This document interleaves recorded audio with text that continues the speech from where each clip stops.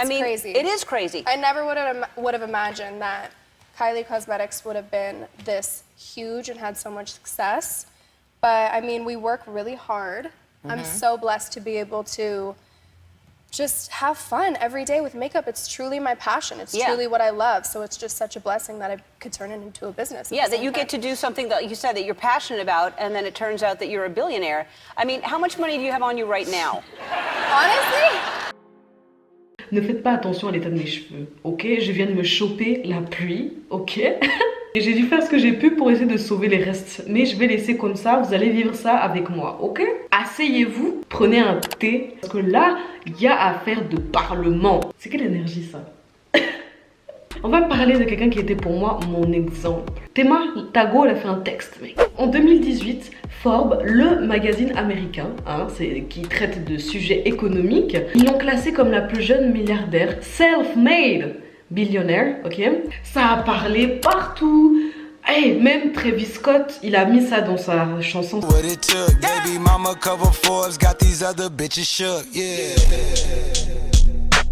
À sa fête d'anniversaire, les bartenders avaient des t-shirts avec le magazine de Forbes. Kylie Jenner, c'est la cadette des Kardashians. Je sais pas pourquoi je vous la présente. Je pense que vous la connaissez. Cette meuf est riche. Riche, ok? Et tout le monde est au courant de ça. Et c'est vrai qu'elle a un business qui marche très bien. Sauf que pendant des années, elle a menti sur ses revenus en fait. Elle les a, disons, gonflés. Donc elle a pris un peu la confiance, elle a voulu mitonner. Je suis tellement énervée les gars, je savais pas. Du coup en fait cette dernière a été accusée d'avoir menti sur le montant exact de sa fortune. En 2015, Kylie Cosmetics était considérée comme la marque de cosmétiques, ok?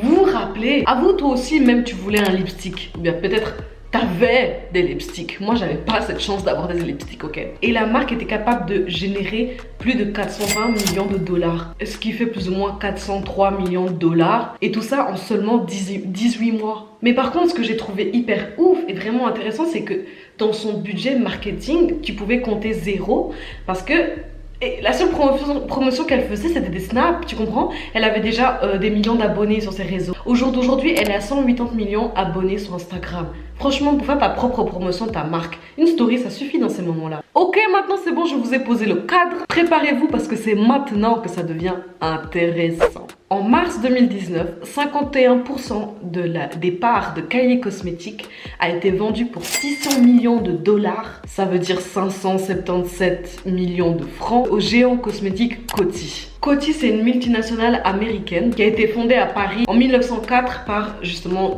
Charles Coty. En gros, il produit, développe, il commercialise et distribue des produits esthétiques tels que cheveux, maquillage, soins pour la peau ou soins pour le visage. Alors Kylie, tu vois, en vendant ses parts, le deal de cette vente devait positionner la valeur de son entreprise à plus d'1 milliard de dollars. Et son bénéfice de vente, ça veut dire son salaire, enfin en gros, ce qu'elle reçoit de cette vente était estimé à non plus de 540 millions de dollars. Et ça, hors taxe. C'était un gros bonus pour son portefeuille et 540 millions de dollars, c'était un gros bonus, mais ça a mis un gros coup de poing sur sa réputation. Bah mec, en vendant tes parts à une compagnie multinationale publique, t'exposais tes données aussi au public. Les informations financières de 2018 données par Coty par rapport à Kylie Cosmetics étaient le tiers de ce qu'elle avait dit. Pourquoi ça me rappelle mon ex?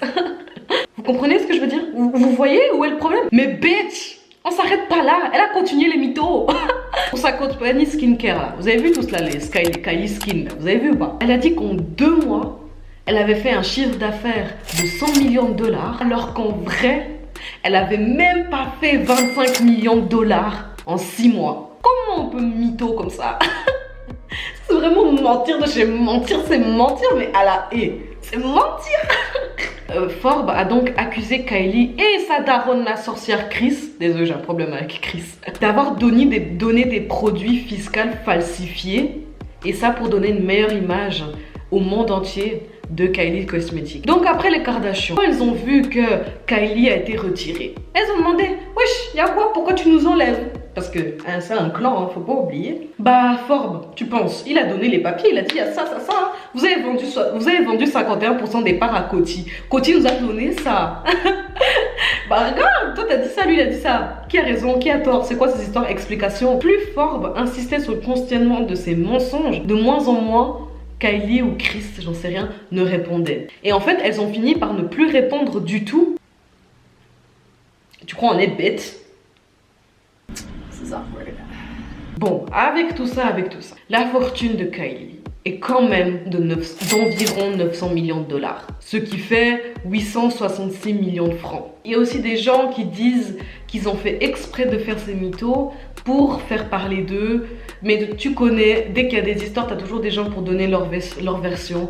Hein. Vous savez, quand il y a des choses planétaires qui se passent, vous avez tous une tante ou un oncle qui va donner son point de vue, mais personne n'a demandé son point de vue. Et toi, tu le regardes, t'es là en mode... Ok.